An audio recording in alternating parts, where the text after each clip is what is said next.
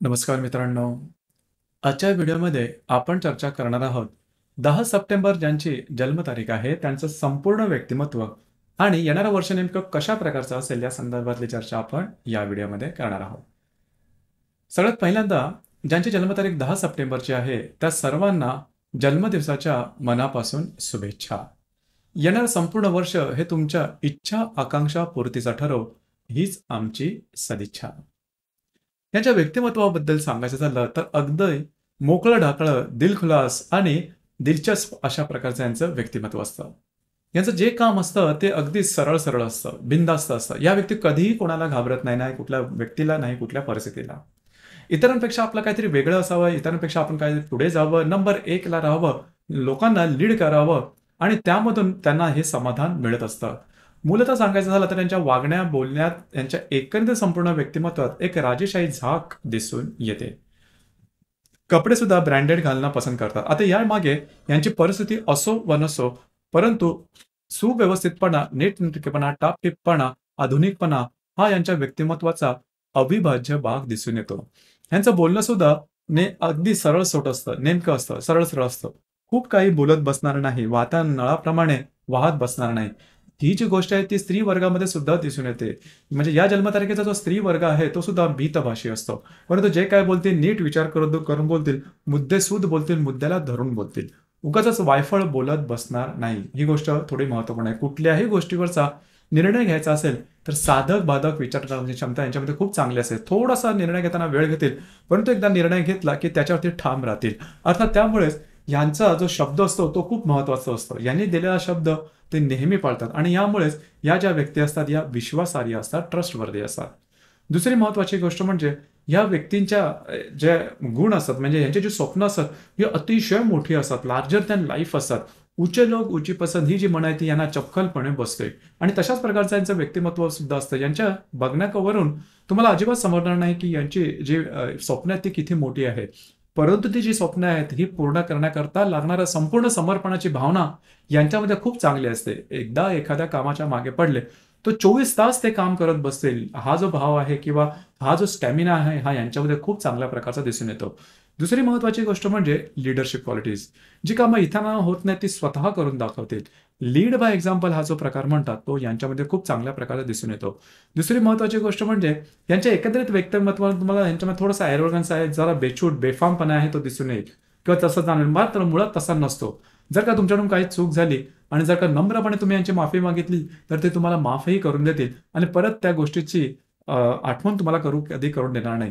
ही गोष्ट याच व्यक्तीमध्ये खूप चांगल्या प्रकारची दिसून येते. त्याच्यामुळे थोड्याशा स्पेशल असतात, बिनधास्त असतात. पुरुष तत्व यांच्यामध्ये अगदी जबरदस्त प्रमाणात भरलेला असतात. हा जो भाव आहे, हा जो प्रकार आहे, हा जो स्वभाव आहे तो अगदी स्त्री वर्गामध्ये सुद्धा दिसून येतो. ते बिनधास्त असतात. त्यांना घरातल्यापेक्षा घरातल्या बाहेर आपली मर्दुमकी गाजवणं त्यांना आवडलं. घरातलं काम एखाद्या गृहिणीप्रमाणे करणं हा भाग किंवा ॲडजस्ट करणं हा भाग यांना सहसा जमत नाही. अर्थात या स्वभावामुळे रिलेशनशिपच्या बाबतीमध्ये थोडे प्रॉब्लेम वगैरे होऊ शकतात. कारण रिलेशनशिपमध्ये तुम्हाला थोडंसं ॲडजस्ट करण्याची गरज असते आणि ती समजा ॲडजस्टमेंट तुम्हाला जमली नाही तर त्या संदर्भात त्रासही सुद्धा होऊ शकतात. या संदर्भात थोडी काळजी घेणं महत्त्वपूर्ण राहील. हा रिलेशनशिपचा प्रॉब्लेम आहे तो रिलेशनशिपमध्ये किंवा वैवाहिक जीवनामध्ये सुद्धा थोडाफार प्रमाणात दिसून येतो. मी म्हणेन की पूर्व दिशा हा अशा प्रकारचा थोडा भाव यांच्यामध्ये दिसून येतो. हट्टीपणा, आपल्या मतावर ठाम राहणं, आपल्या मताशी तडजोड न करणं हा भाग यांच्या एकंदरीत व्यक्तिमत्वामध्ये दिसून येतो. अर्थात त्याचा जो प्रभाव परिणाम आहे हा त्यांच्या संबंधावर दिसून येतो. मात्र त्यांच्या करिअरसाठी हा भाग खूप चांगला असतो. फ्रॉम झिरो टू हिरो बनण्याची क्षमता यांच्यामध्ये खूप चांगल्या प्रकारची दिसून येते. सर्व प्रकारच्या अधिभौतिक सुखाची यांना आवड असते. स्वतःची गाडी, बंगला, फ्लॅट, गाडी म्हणजे अधिभौतिक सुखाची सगळी सुखं आपल्या घरात असावी असं यांना मनापासून वाटतं आणि ते त्यांचा उपभोगही ते घेतात.